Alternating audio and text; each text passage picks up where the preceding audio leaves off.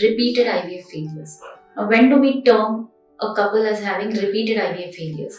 So, when they've had 3 or more failed IVF cycles, we will call it as repeated IVF failures.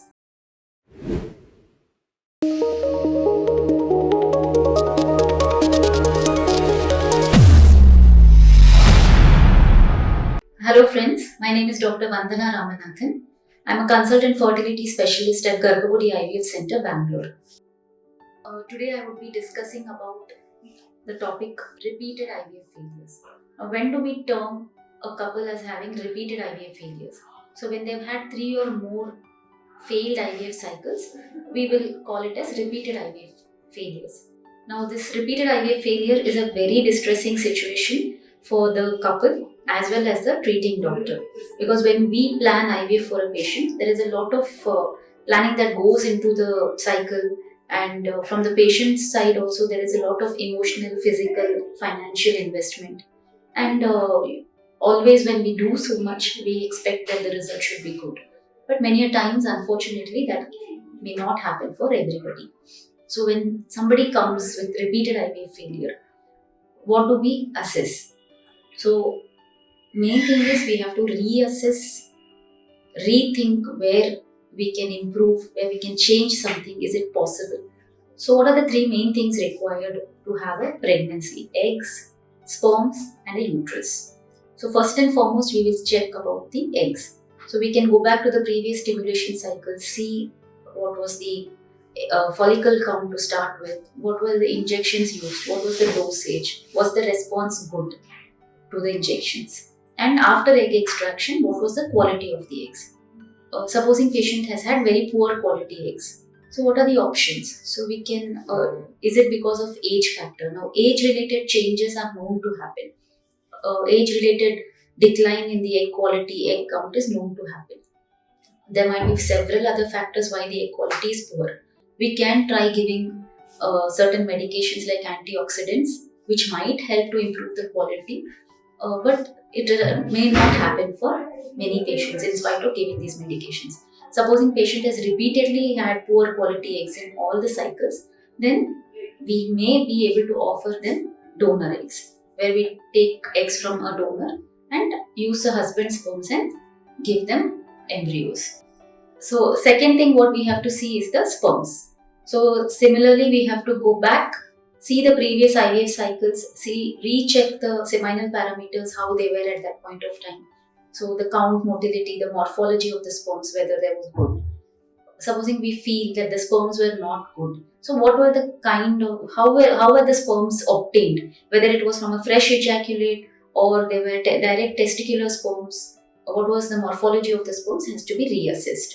What can we change? So there are certain tests to assess the sperm semen parameters, and also the fragmentation index. So the DNA fragmentation index of the sperms can also be assessed. If the DNA fragmentation index is very high, it means that many of the sperms are have damaged DNA. So these sperms will not perform well. So if any patient has high DFI, that is DNA fragmentation index, we can plan either to use fresh ejaculate, in which we will do some extra procedures like MAX, that is magnetic assisted cell sorting, or we can also use direct testicular sperms which are freshly produced, so the DNA damage in these sperms might be less. So these are some changes in the treatment modalities that we can plan.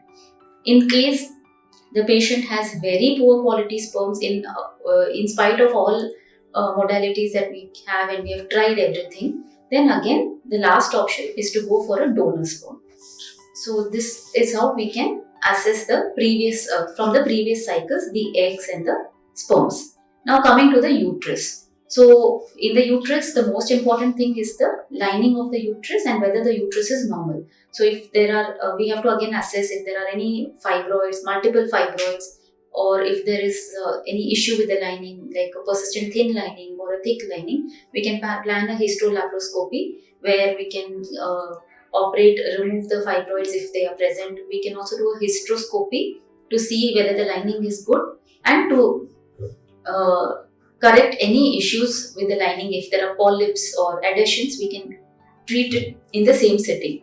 So this is another way to assess the uterus, where if the hysteroscopy is not done previously, we plan a hysteroscopy later. Next, now these are the things that we can go back and look and assess from the previous cycles.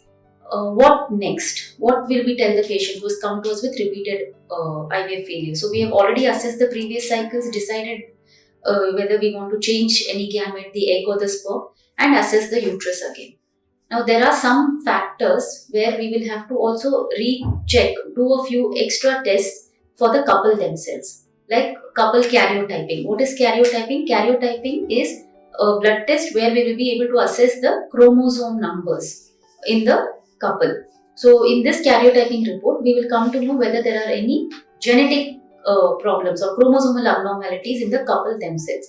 Because if they have any chromosomal abnormalities, they might be we might be creating embryos which are not genetically good, and these embryos may not give proper like a healthy pregnancy, which is why they are having repeated failures. So we will have to do couple karyotyping, and we'll have to do a few tests like antibody testing. So what we call as antiphospholipid antibody test. There's a panel of tests which we do to ascertain whether the lady has any antibodies in her body, these antiphospholipid antibodies, which can again give repeated implantation failures or repeated pregnancy losses. So these are some extra tests which we will have to perform for the couple and plan treatment accordingly. Lastly, coming to the embryo. So what do we offer the patient next? So we do something called pre-genetic testing. Now this is a testing that we offer to couples who had repeated IVF failures, or patients where the mother, where the lady is of advanced age, more than 38 years and above. In these patients, we can offer pre-implantation genetic testing. So once we do IVF, after the eggs are extracted, the sperms are injected into the egg and kept in culture for 5 days. Now after 5 days, when we get a blastocyst, so blastocyst is a day 5 embryo, we take a biopsy of a few cells of this embryo and send it for genetic testing. This is called pre-implantation genetic testing. In this, we will come to know whether it is an abnormal embryo or a normal embryo. That is, a normal embryo is termed as a euploid embryo and an abnormal embryo is termed as an aneuploid embryo. So when we do just genetic testing on the embryos, we can get to know whether the embryos are normal. And only the normal embryos will be used for embryo transfer, which will give us a better chance at having a successful pregnancy. What are other modalities? So we can do something called ERA. ERA is again endometrial receptivity assay. So patients with repeated IVF failures, we again offer some this ERA testing, where we will be checking the window of implantation for these patients and give them a personalized embryo transfer, where we will do the embryo transfer according to the window of implantation which is correct for that particular lady. This again increases the success rates of having a positive pregnancy. Lastly, there are a few more drugs that can be used, medications, but these are, when a couple has had repeated failures, we have to offer them something. So we can try these new modalities like giving them immunoglobulin injections, which help to suppress antibodies and which can lead to better pregnancy rates, and also something like intralipids. Again, these are intravenous injections that are given to patients with repeated pregnancy losses or repeated IVF failures.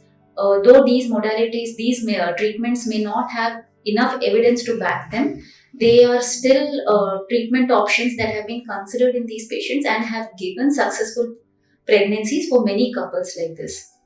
So if you've had repeated IVF failures in the past, please get your fertility specialist to reassess and rethink and form a new line of management which may help you to have a successful pregnancy even in spite of having previous failures. So if you benefited from this video, if you have liked it, please share and subscribe to our channel to know more. Thank you very much.